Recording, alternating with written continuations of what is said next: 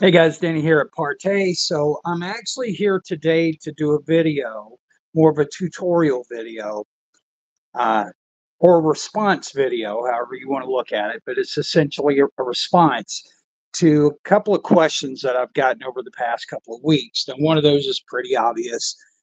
What is going to be the difference between the PSP lineup and the FLE lineup that's coming up? And I'll have a little more to talk about that towards the end.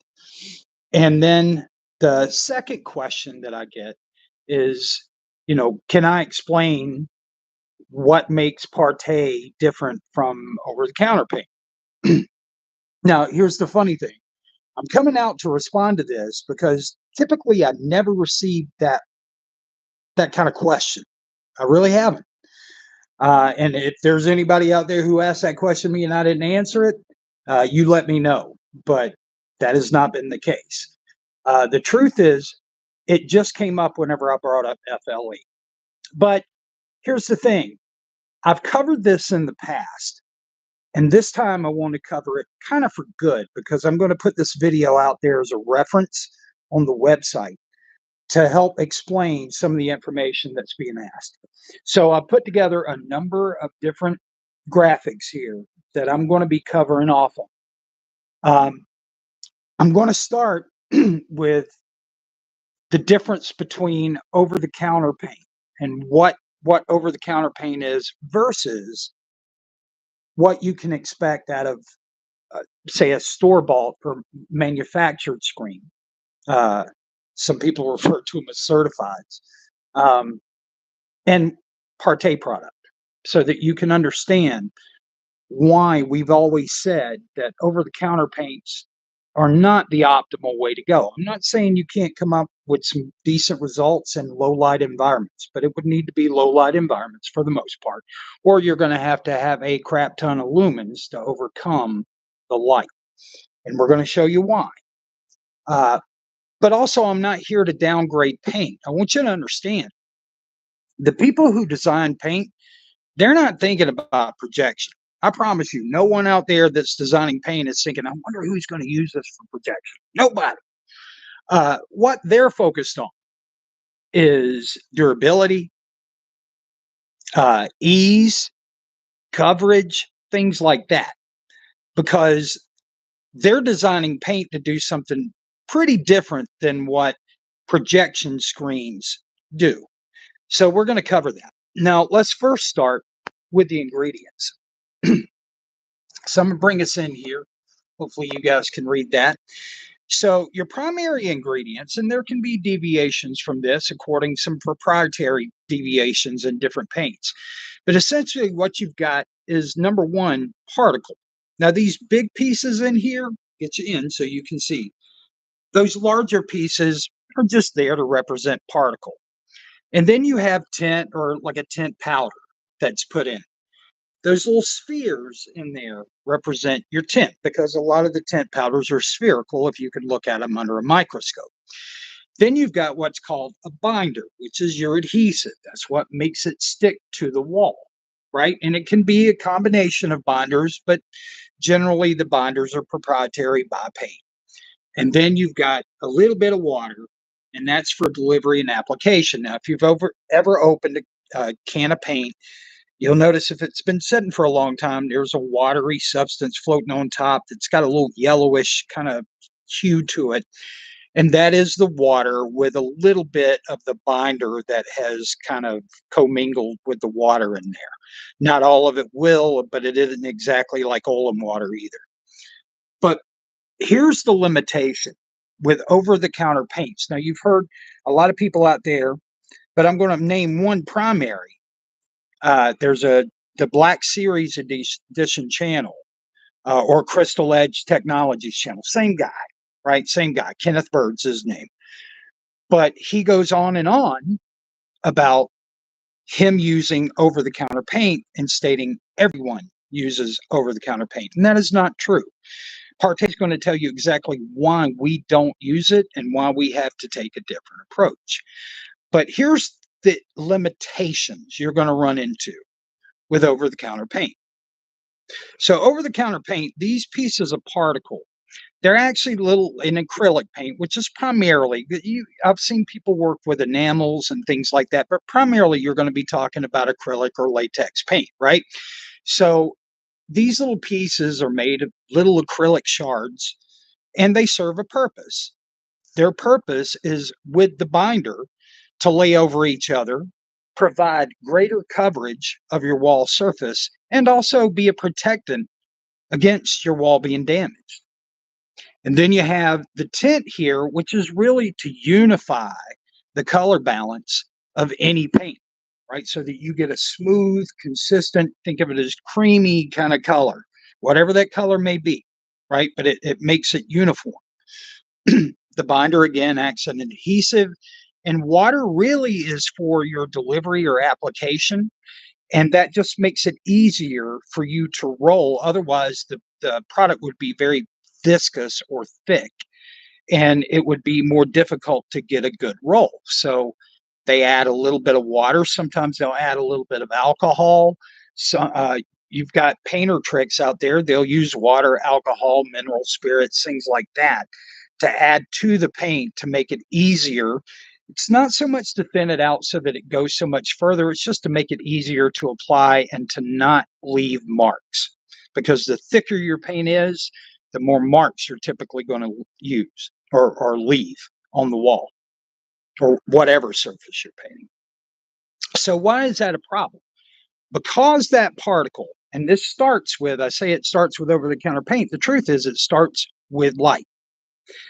So what those particles do is that's basically a blockade. Okay, it's a wall where the paint hits it, or the light hits the paint, excuse me, and immediately is reflected, absorbed, or transmitted. But in this paint, it's not going to be transmitted. There's a light amount of transmission that may occur, but it's so nominal, you never get any impact. You get no gain from it. You get nothing that's going to help you from a projection screen perspective. So when the light hits it, it's just going to bounce off the surface. Okay.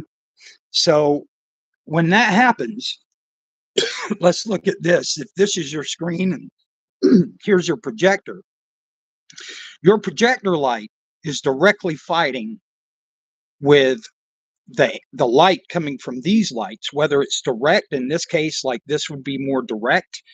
Maybe if this one was further away, it would be more ambient. Ambient is really light that's being reflected off surfaces onto your screen. It's never meant to be a light sitting in front of your screen. That is not ambient light. Okay, that's direct light. But what happens with a paint, okay, over here, what happens with a paint is that your projector light is fighting for the same space that your light is. Okay, you say, well, wouldn't that be the case with any screen? No, and here's why. So we're going to get into, let's look at a unity gain screen first so that you can understand what happens there. Now, this would be like your 1.0 matte white screen. When your projector light hits it, it's reflecting light in every direction. Generally, they're going to diffuse light.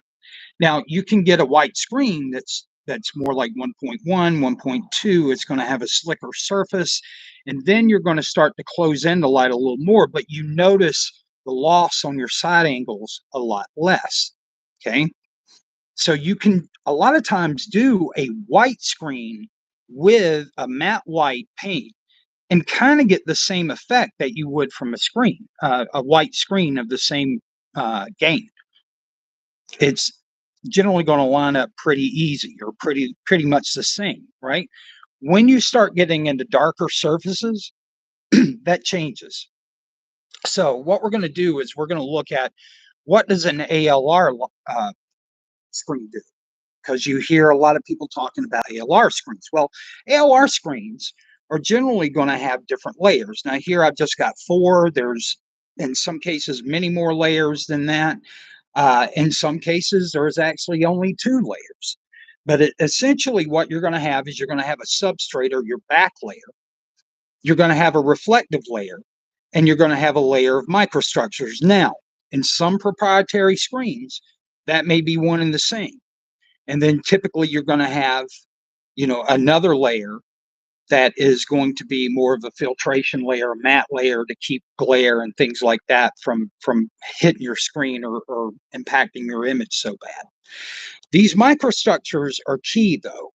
They're in a lot of screens. They can be pyramidal shaped. Let's say ultra short throw screens aside. We'll show those in just a second. But on your long throw screens, they're generally going to be either pyramidal shape, triangular, T shape. There's just a variety of them out there. Once again, proprietary to a specific screen maker.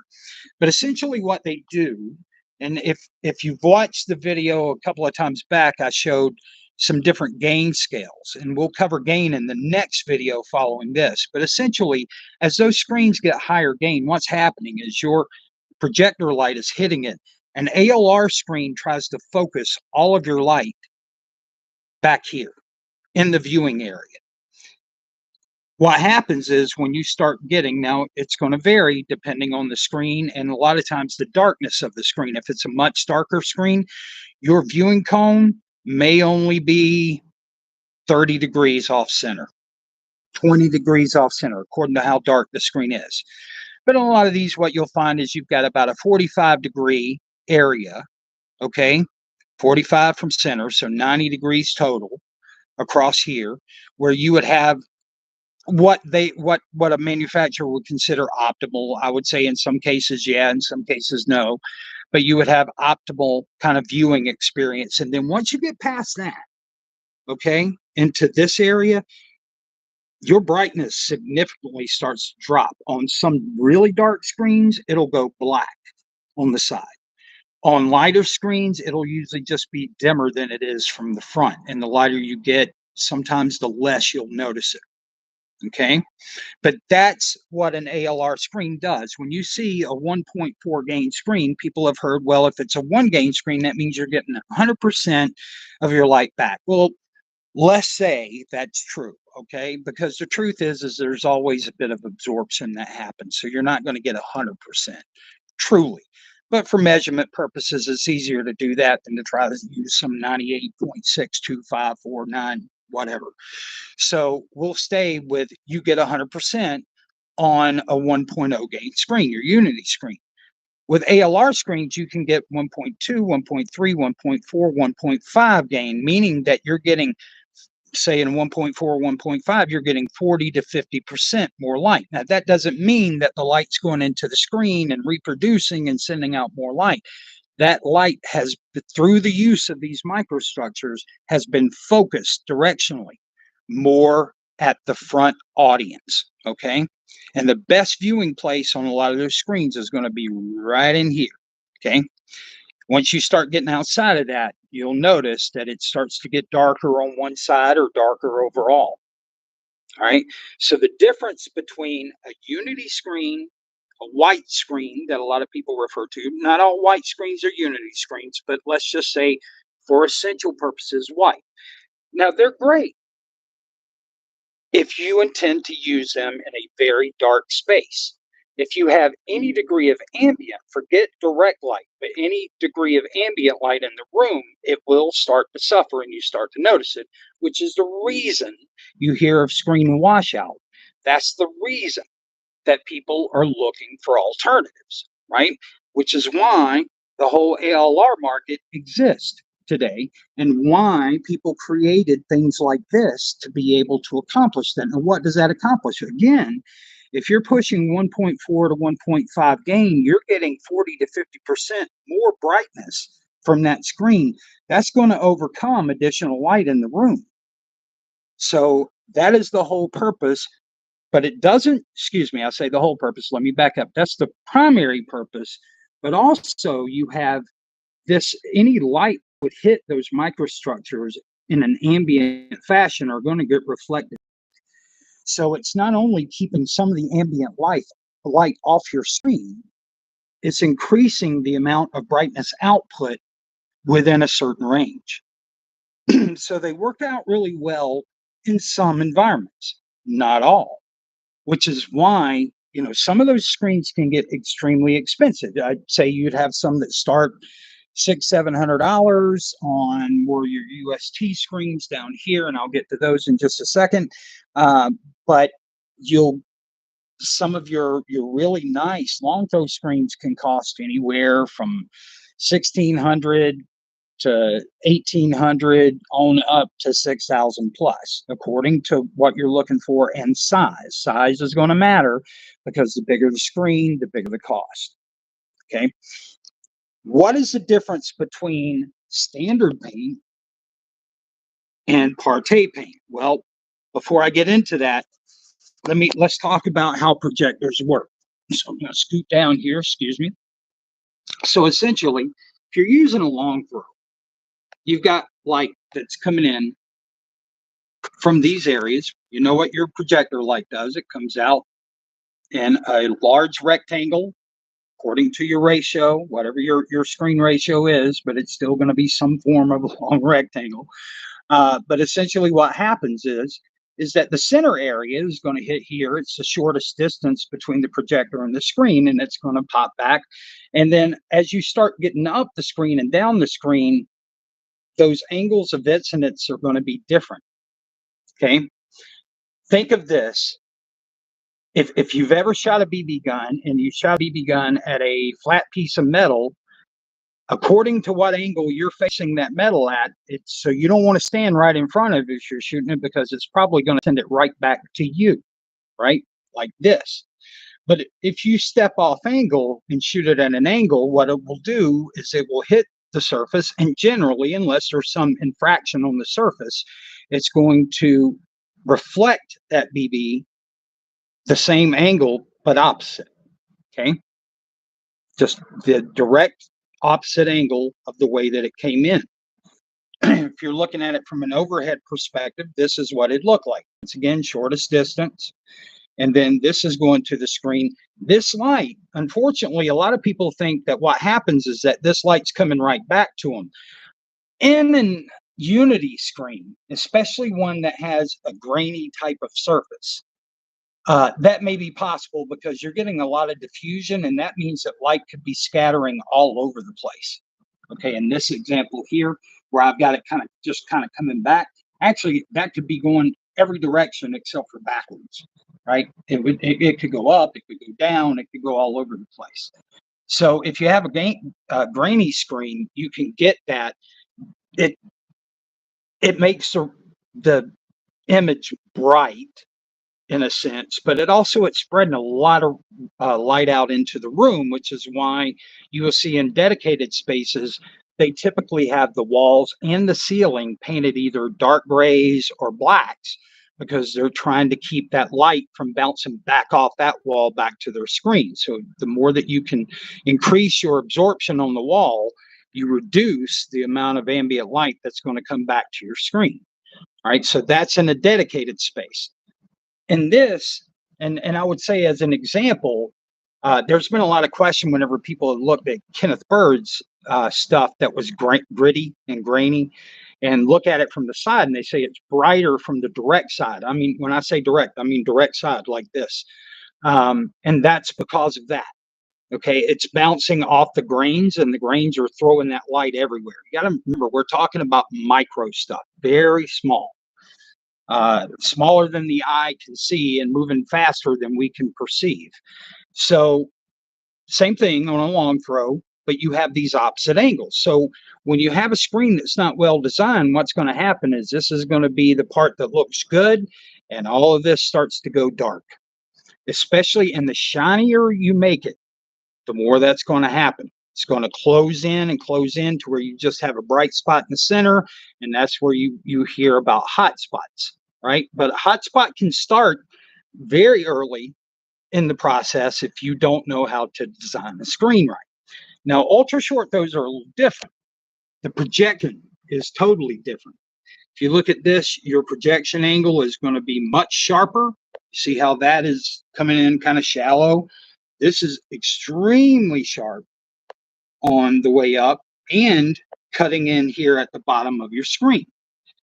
And what happens is that light is hitting this screen, and it's going to do the same thing. It's going to bounce in the opposite direction from where it hit, So this is going to go up. You'll notice on ultra short throws, you'll typically, unless you have a microstructure like a sawtooth screen, you're going to see a reflection on the top ceiling from the ultra short throw light.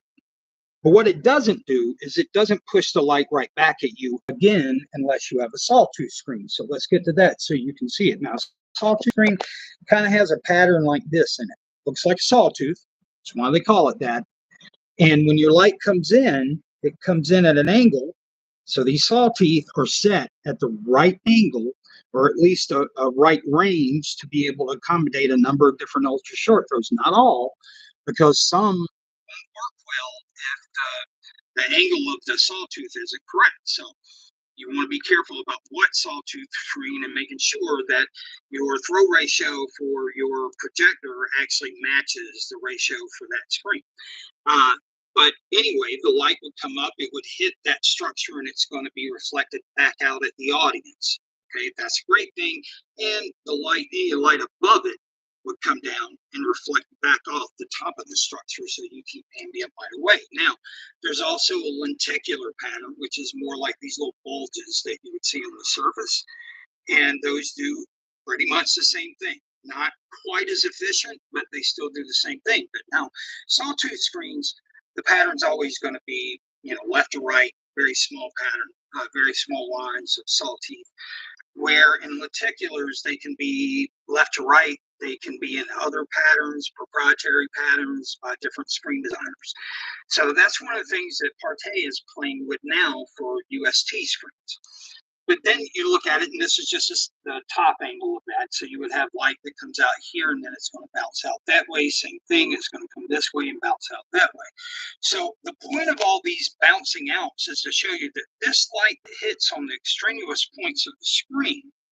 They're not coming back to you unless you have an ALR screen, okay?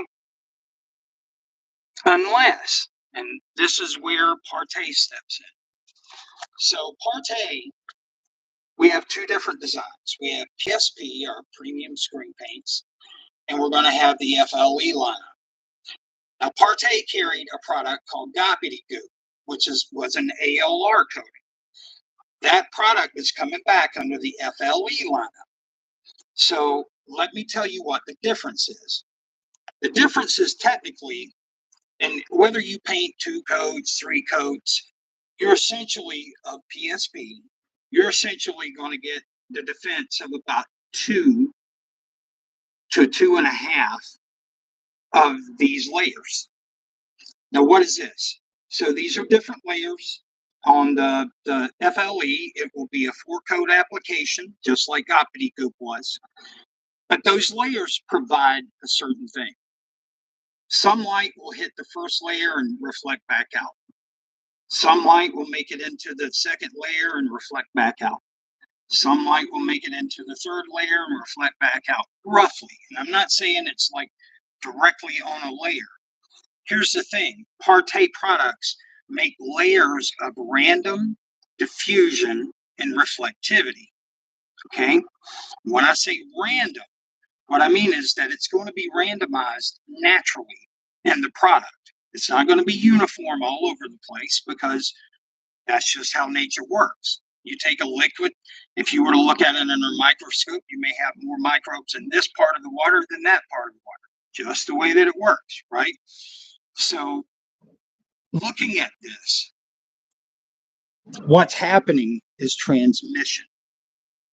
That's the key, is allowing enough of a layering system for light to be able to come into the screen, bounce back out of the screen. Why?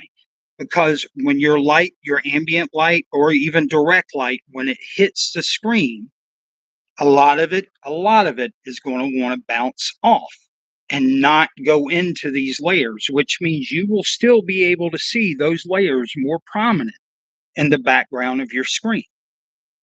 So it's an optical system, meaning that you're capturing more of the image deeper into the screen where the superficial light can't hurt it. Unfortunately, that's not the same thing. Especially, I would never own a 1-coat application screen unless it was a white to a light gray and a dedicated space, because any light that you turn on is going to be affected by it.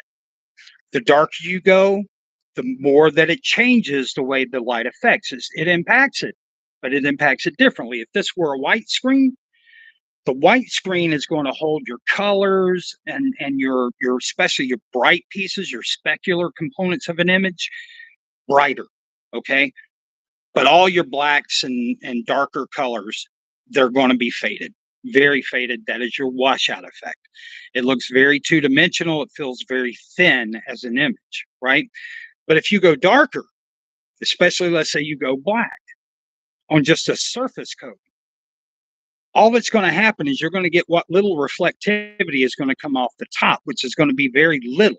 I don't care whether you put 15 different element 77s in it, it's only going to get so far.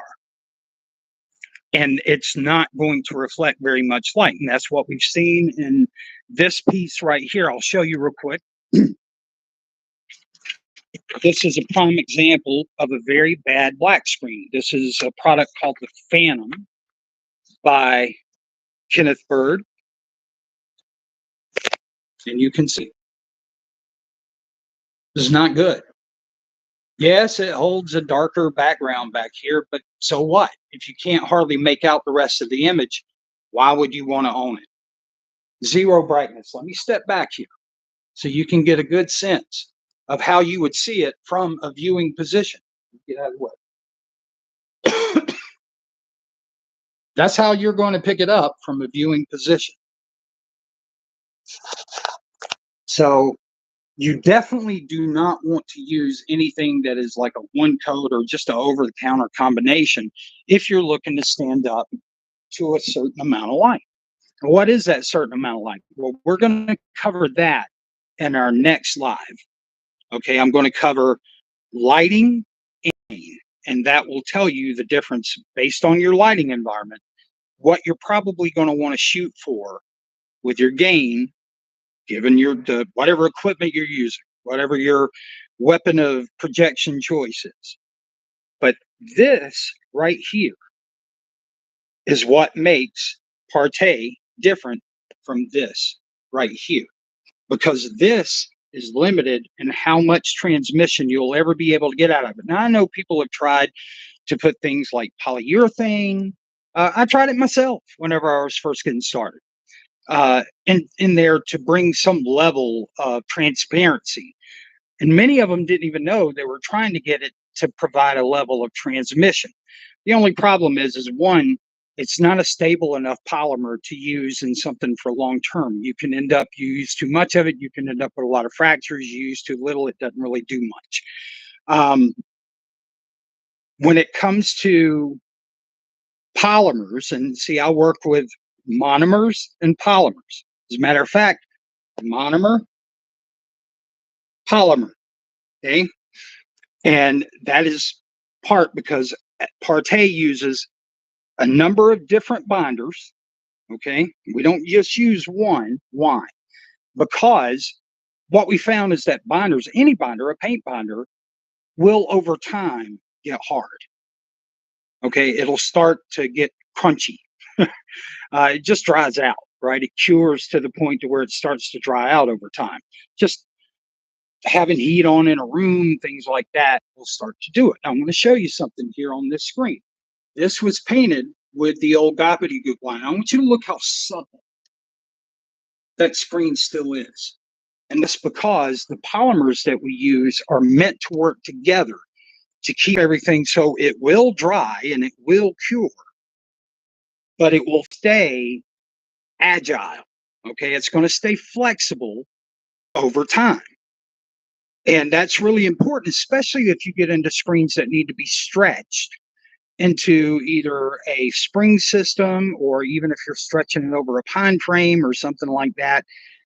It's important that it be elastic. It have a high degree of elasticity to it, so that you don't end up separating pieces of the paint or separating things. That's why I don't use fabric screens, because as you pull them, you're actually separating the fibers, and you'll cause even more micro shadow on your surface. So we use water almost the same amount we use a variety of binders and we use tint patterns. No particle, no particle, nor for a projection screen are we using any reflective solids. That's right. Not even in our silver coming up, it will not use any reflective solids. So we've focused on bringing the things that matter to a paint for it to work for projection, specifically for projection, not for a wall. So no single coat bad. Single coat will never get you where you want to go, and it's always going to be a subpar screen next to a nice optical coating. It's just going to be. Sorry, not trying to hurt anybody's feelings out there, but I know what I'm talking about. I've done the research. All of PARTAY screens are based on transmission and reflectivity test. Okay, reflectivity is your game, but you also have to know how much reflection you're getting roughly, and it's going to be on average, guys, because keep in mind this is coding and no two people are going to do it precisely the same. So what we had to do is we had to do a number of different paint examples and test them all to come to an average for how much transmission, reflectivity, diffusion is a type of reflectivity, okay, but diffusion is really important whenever you get into this layering system, because that is what is going to even out the lighting. If you can't even out the lighting, the darker you get in the screen, the more it's going to close in on the edges. It's just not going to be a pretty sight. So this is what PARTAY has focused on. So what's the difference between PSP and gobbledygook?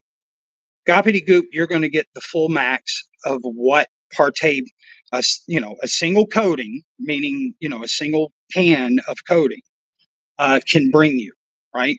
4-coat application will stand up in generally somewhere between 30 to 50 lux more than the PSP lineup for any given color, okay?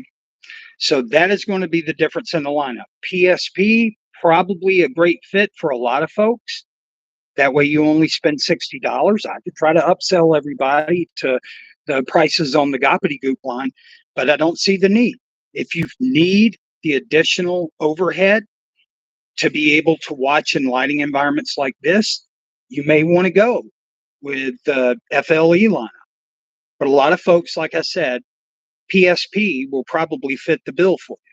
So I'm just going to be honest about that up front. I like to offer different products. We're working on some pretty unique stuff around UST screens right now. And I've been working with some photochromatic dyes because we're also looking at making a screen that will kind of darken itself to the environment. It's going to be iffy because it's UV based. And I know that if you've got a LED lighting, the UV amount is much less than it's going to be from standard lighting or from daylight. So we're doing some tests just to see what we can do to try to make that become a new thing. Bringing back, we had talked a while back about having monochromatic kind of designs on the screen. And so we're playing with that. Essentially, it's where you get two tones, but when you turn the projector on, you won't be able to tell the difference between the two, but it gives it a design whenever you're not watching.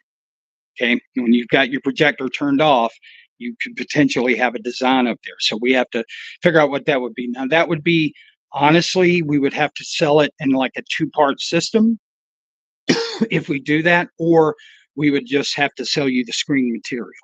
So we're looking into what that would be if and when we get there. So just some additional things we're working on. I'm also going to show you this just for those who have been curious. Let me see if I can get us back up and running. Sorry, guys. There we go. So I'll let you read that.